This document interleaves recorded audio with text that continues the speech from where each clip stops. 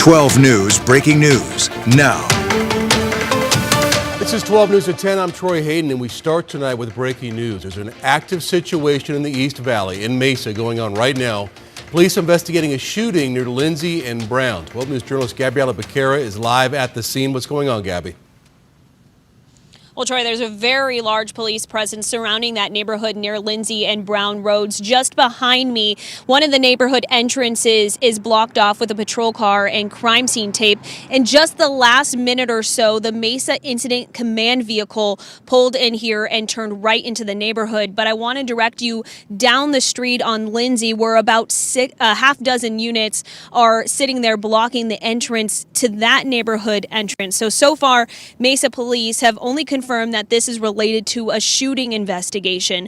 We're still working to learn what led up to that shooting and who's involved. They have not yet answered our questions about how many people, if any, are hurt. We do know that there is no ongoing threat to the community here, but it has caused some disruption tonight. Lindsay Road was closed off for some time, but they have since reopened it. The neighborhood, however, appears that it could be closed down for several hours tonight. We're waiting to get more information from the Mesa Police Department. We're expecting to hear from them in the next few hours or so. So we'll stay with 12 News. We'll share that update with you as soon as we have it. Live in Mesa, Gabriela Becerra, 12 News. Yeah, it's interesting, Gabby, that they have, it looks like almost that whole block kind of blocked off. You wonder if it was some sort of a shooting that happened, you know, down a street or something like that. But you're saying right now, or I was thinking maybe they're looking for a suspect, but you're saying there's no threat to the community at this point. Yeah, they have not exactly said who is involved or if they have a suspect in custody, but they did say that there is no ongoing threat. It's hard for us to see exactly what's going on because they have us on the outside of the neighborhood, which is a little unusual, but we're working to learn more about what exactly happened. All right, Gabby, thank you. If we get more information on this, we'll bring it to you within this newscast, or you can also tune in to Today in AZ tomorrow morning. Gabby, thank you. Windy and dry conditions causing wildfires all across our state, but especially in northern Arizona, to surge over the weekend, putting multiple communities under evacuation alerts. Let's start with the Pocket Fire, which is north of Sedona. It's now burned more than 6,000 acres. Look at the smoke it's putting up in the air. It grew by more than 3,000 acres just yesterday. So it's putting communities near Flagstaff at risk of evacuations. Oak Creek Canyon, Kachina Village, Forest Highlands, and Pine Dale communities are all under set status, meaning residents should be ready to evacuate within minutes if conditions get worse. Fire officials will host a public update at 7 tomorrow night, streamed live on the Coconino National Forest Facebook page. But again, that fire is still burning out of control, 0% containment. Evacuation orders in the Pumpkin Center area and the Kendrick Mountain area have now been downgraded to set status. It's the spring fire that started yesterday in the Kaibab National Forest. It's burned about 110 acres in the Pumpkin Center area off of Spring Valley Road. It was human-caused. Still unclear exactly, though, what ignited that fire. Now to Gila County, which is north and east of the valley. Evacuation orders still in place for the Steamboat Fire. And that fire as well has doubled in size since yesterday, burning more than 1,600 acres northeast of Kearney, which has been dealing with drought issues over the past winter and months and years. So people living in Lynx Ranch and Victory Cross Ranch are under evacuation orders, while the Wind Spirit community should be ready to evacuate. The Dripping Springs community has actually been returned to ready status now. The fire 14% contained. Now to the Butte Fire just south of Grand Canyon National Park. It was sparked by lightning just yesterday east of State Route 64. 250 acres burning there, 10% contained. It is not threatening Tucson, which is the main city just south of the south rim of the Grand Canyon. Chris Dunn, our meteorologist, is here now. Chris, I mean, look at all these fires. Our weather is not helping at all. Yeah, a really bad combination of factors happening this weekend with the dry conditions all winter and all spring.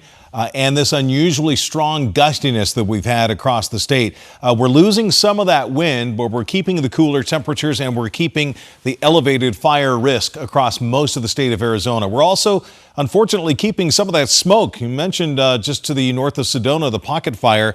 Look at that plume of smoke. This is a projection from our Futurecast model through Monday at 10 p.m. And that smoke continues right through the Flagstaff area and across much of northeastern Arizona. So smoky skies in the Flagstaff area, not as windy tomorrow, but still gusty at times with those gusts 30 to 40 miles per hour, and very dry. No rain in sight for the next week ahead. Here's the wind forecast, and we're forecasting 20 to 30 mile per hour gusts across northern Arizona. So a little bit of improvement, but what we need is a big improvement. I don't see that happening anytime soon, Troy. All right, Chris, thank you. And you're talking about those winds. Tonight's thousands of northern Arizona residents get their power back. APS shut off electricity because of those high winds, the risk of power lines blowing down and then sparking a wildfire in these dry and windy conditions. So APS says crews finished restoring power just this afternoon.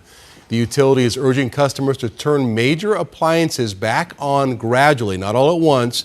Make sure you reset your clock and your internet equipment and check that your refrigerated and frozen food is still safe to eat. A home burglary caught on camera. An Arcadia woman looking for this man. Look at him kicking through her door and then walking away with thousands of dollars worth of her belongings. Gabriela Becerra spoke with the woman who lives in that house about what happened.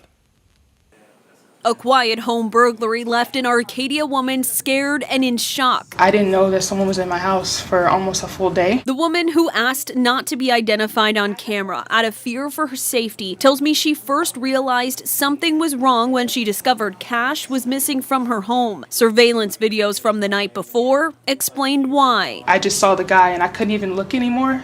I just immediately called 911. A man is seen entering her backyard around 9:45 on Friday night. He forces his way inside the house by kicking in the locked patio doors. He's then seen carrying a large container filled with the woman's personal belongings, which she describes as precious metals, designer handbags, and other irreplaceable valuables. I didn't know what to do. I mean, the officer was here and she was looking at the door and I was there and I just collapsed in that seat right there. Timestamps on the video show the man arrived nearly an hour after she had left home for the night, and he stayed for about 7 minutes. What if he would have came in and I would have been here, because I was very close to staying home that night. Police reportedly found a footprint leading to the back gate, but otherwise only have a basic description to go off. I really want to figure out if it was a targeted attack.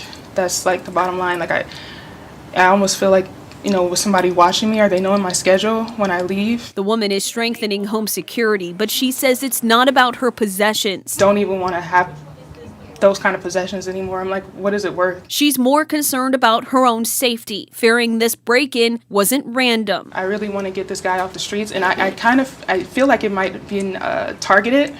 So if I'm being under constant surveillance, I want to know immediately. In Phoenix, Gabriela Becerra, 12 News. Now, the woman is offering her own $2,000 reward for information that leads to an arrest. Anybody with information is asked to contact Phoenix police. A woman is killed, another seriously injured after a hit-and-run crash in Phoenix this morning. It happened about 6 a.m., 43rd Avenue in Thomas. That BMW here, police say, caused the whole thing. The driver hit another car, seriously injuring the woman driving that car. Then that same BMW hit a pedestrian. She was taken to the hospital in extremely critical condition. She did not survive. She died. Police say the driver then crashed into a fence before running from the scene. He was later found at his home with some injuries, and he's facing a long list of charges. A Goodyear man behind bars, indicted for a stabbing that was so brutal, his victim actually flatlined on the operating table. She survived, but says her life will never be the same. Tricia Hendricks has her story. I was taking the trash out, and then I just had a feeling. I don't know how to explain it, I just had a feeling, and my car was parked in the front. And I walked to the front, and I seen him. And that scene was my door, and it started from there. That night, April 2nd, Kenya Arroyo confronted a man trying to break into her car outside her Goodyear apartment near McDowell and Litchfield Roads. And I was like, I'm going to call the police, and it went on from there. And I guess he was upset, or I don't know. But I got stabbed in the bottom part of my heart, continuously. It came up to my face, and he slashed my face. And then he stabbed me twice in my head, 2 or 3 inches away from my left temple. I crawled to my house, I don't know how I did it, because they said that I had to get a full transfusion. So I bled out, in front of my door, right by my door. She was rushed to Bronzo West in critical condition. I had to have open heart surgery. I flatlined too. I saw the light. I saw the light, yes I did. Kenya spent 9 days in the hospital. Her medical bills are now approaching $500,000. I was totally satisfied with what the Goodyear Police Department did. Devarian Lewis was arrested near the scene that night and is now indicted on aggravated assault with a deadly weapon. It gave me some comfort because it wasn't that long after it took place. He's due back in court July 2nd. Honestly, I don't hate him. I just hope that he learns his lesson and that, he reaches out to learn and know who God is, because that's the only person that could change your life. He brought me back. So if he can do that, he can change him. You want justice? I want justice. Yes, very much so. Yeah. I could still pray for you, but I still want justice. This is the hardest thing I've ever had to encounter in my entire life. In Goodyear, Trisha Hendricks, 12 News. Now, the suspect, Devarian Lewis, is still in custody. His next court appearance is set for July 2nd. If you'd like to help this victim with her medical bills, there's a link to do that on our website.